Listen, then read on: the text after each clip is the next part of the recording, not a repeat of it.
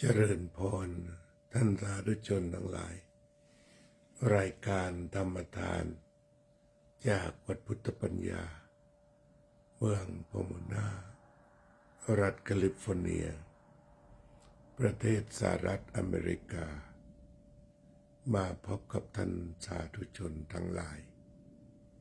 วันนี้ช้านิดหนึ่งวันนี้วันที่1 กุมภาพันธ์พุทธศักราช2569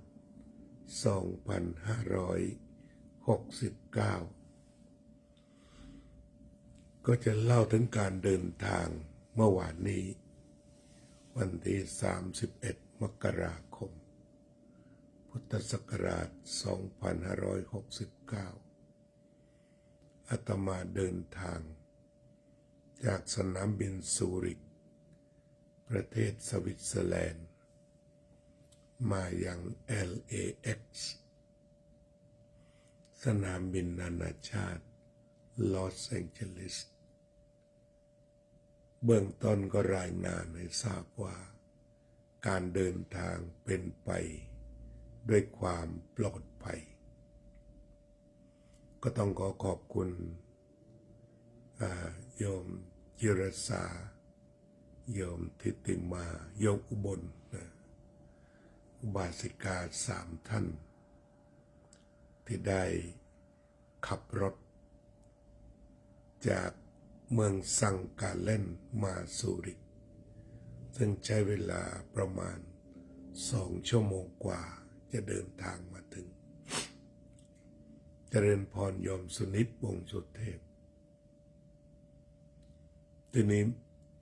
เราก็คาดการณ์ตามการเดินทางสากลทั่วไปว่า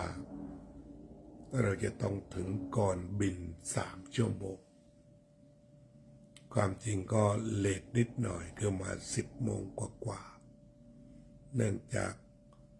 ถนนมีหมอกปกคลุมเยอะประกอบกับรถมากเมื่อมาถึงรถที่ขับก็เกิดการไม่สมบูรณ์นิดหน่อยก็คือเบรกอัตโนมัติทำอยู่เรื่อยๆทำงานเรื่อยๆแต่ว่าก็ขับไปจนถึงสนามบินโดยสวัสดิภาพเจริญพรโยมกัลยาว่องทิพย์คงคาทีนี้มาถึงก็คงจะเป็นปกติของสนามบินเขาละคนเยอะมากทุกช่องเลยนะช่องที่เช็คอิน1 2 1 3เต็มหมดเลยแต่ว่าที่นี่เขาก็ดีเจ้าหน้าที่เขาก็แนะนำให้ไปฝ่ายซุปเปอร์ไวเซอร์ถ้ามีปัญหาปุ๊บเขาก็ให้ไปที่ซุปเปอร์ไวเซอร์พอไปถึงแล้วก็รีบทำให้แล้วก็แนะนำให้ไปในช่องผู้สูงอายุ อันนี้เขาก็จัดการให้เรียบร้อยกราบนมัสการค่ะยินดีต้อนรับกลับสู่วัดพุทธปัญญาเนี่ยรู้สึกวัดจะกินหรือเปล่าก็ไม่รู้ ทีนี้ก็ญาติโยมไปส่งกันเยอะแต่ก็ต้องขออภัยมันกลายเป็นภาวะฉุกเฉิน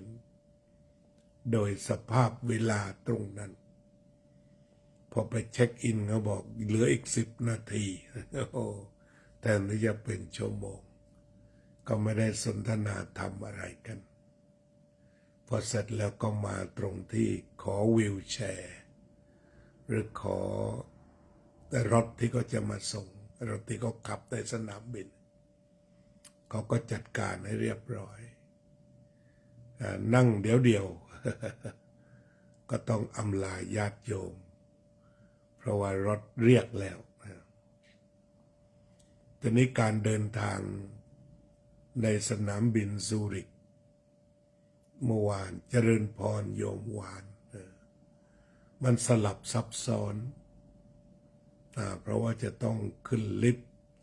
จะต้องเข้าตรงนั้นตรงนี้ ก็กว่าจะได้มาถึงที่ขึ้นเครื่องหลายต่อคนรับคนแรกก็มาได้นิดเดียว แล้วก็พามาส่งตรวจคนออกจากเมืองตรงนั้น เมื่อเขาจัดการทำให้เสร็จ ก็มีรถยนต์คันที่สองมารับ ก็ไปได้นิดนึงจากนั้นเป็นต้นไปไม่มีวีลแชร์เขาถามว่าพอจะเดินได้ไหมเขาบอกก็ได้ คนที่เขาเดินไม่ได้ก็มีเราก็บอกเดินได้เจริญพรโยมหวานเจริญพรโยมบัวพันธ์ก็เดินไปเรื่อยๆใกล้จริงๆทีนี้เรียกว่าวีลแชร์นี่ไม่ต้องพูดถึงแล้วเดินไปหลังจากนั้นเจริญพรโยมป้อม โยมป้อมและคณะก็อุตส่าห์เตรียมภัตตาหารอะไรไปก็ไม่ได้ฉัน เพราะว่ามันไวตามที่สนามบินเขาเรียกพอออกจากวีลแชร์เดินนี่เดินไกลจริงๆเดินไปเรื่อยๆแต่ว่ามีผู้นำตามที่มี assistant มีผู้นำพาไปก็กว่าจะไปถึงงวงไปถึงตรงงวงที่จะขึ้นเครื่องก็คือเขาดูแลดีนะเขาดูแลดีพาไปไว้ตรงที่คนแก่ทั้งหลายที่จะขึ้นเครื่องเจริญพรโยมทิติมาแล้วก็พอดีเหลือเวลาอีกสัก10 นาทีจะ12 โมงก็เลยฉันเนี่ยอาหารที่โยมเตรียมไปทุกอย่างเนี่ยพอช่วงที่รีบจะไม่โยบนก็จับใส่เป้แบ็คแพ็คก็มานั่งฉันเอาง่ายๆก็ฉันผลไม้แล้วก็ฉันขนมพออิ่มละนะอาหารเพลน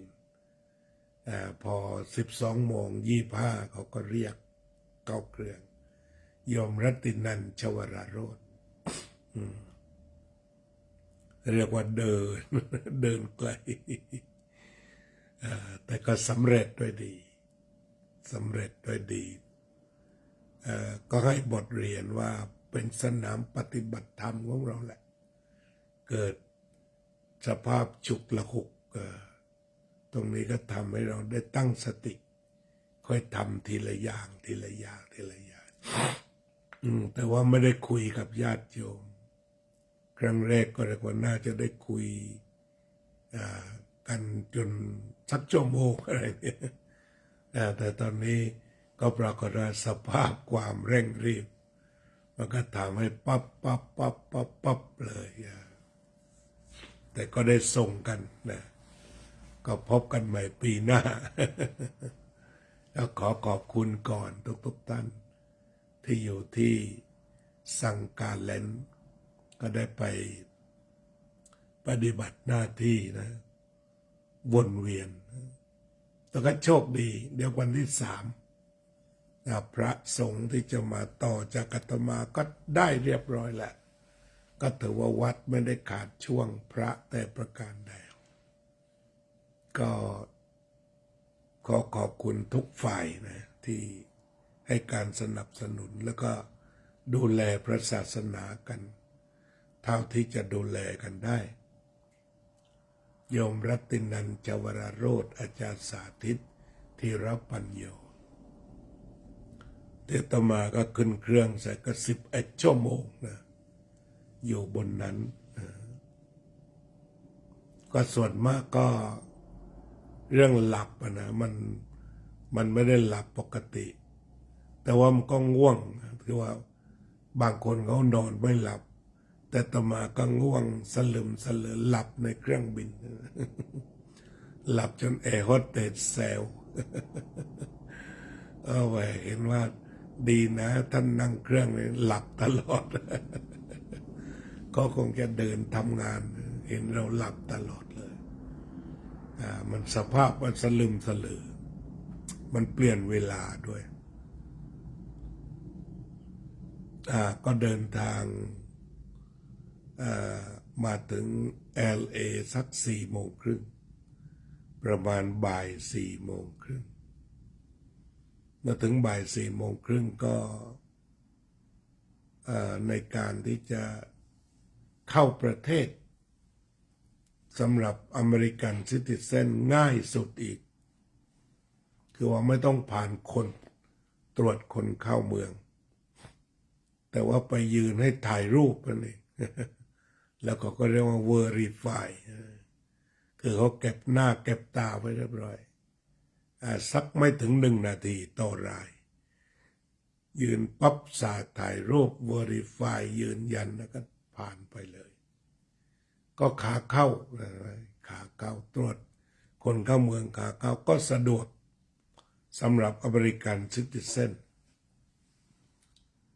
น้ำบินก็แน่นตลอดเวลาเจริญพรโยมหญิงเดินทางกลับโดยสวัสดิภาพอาจารย์สาธิตธิรปัญโยประสิทธิใจครุฑกาศพอมาถึงก็สัก1 ทุ่มอาบน้ำอาบท่าเสร็จท่านมหาศีลสมุทรท่านให้ความเคารพนับถือกันก็มาถวายการนวดเป็นพระที่นวดพระผู้ใหญ่ได้ดีทั้งนั้นนวดไปจนถึงเกือบ3 ทุ่มก็ง่วง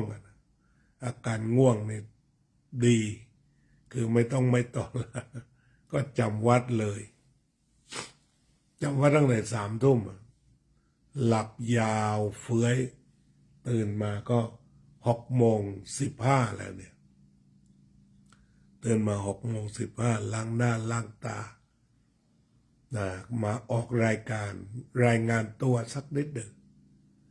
เพราะคอไม่ค่อยดีแล้วเราจะพูดอะไรบ้างก็ไม่ได้นะก็รายงานตัวให้ทราบว่าตั้งแต่ต้นทางว่าเดินทางกลับด้วยความปลอดภัยปลายทางก็รายงานตัวว่า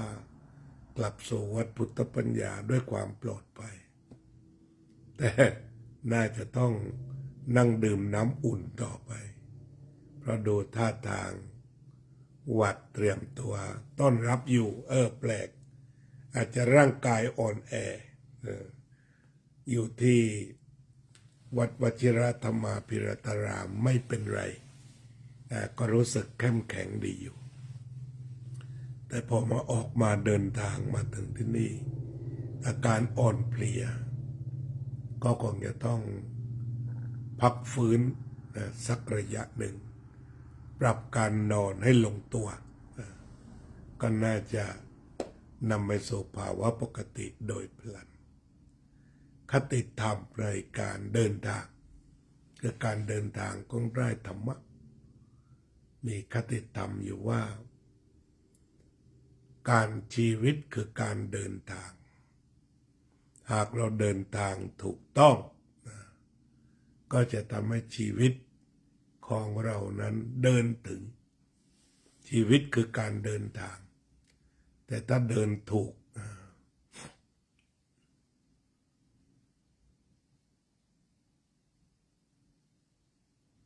ก็จะถึงชีวิตคือการเดินทางแต่ถ้าเดินทางถูกก็จะเดินทางถึงเจริญพรโยมเป็นสีนี่ก็เดินทางถึงเช่นเราเดินทางอริยมรรคมีองค์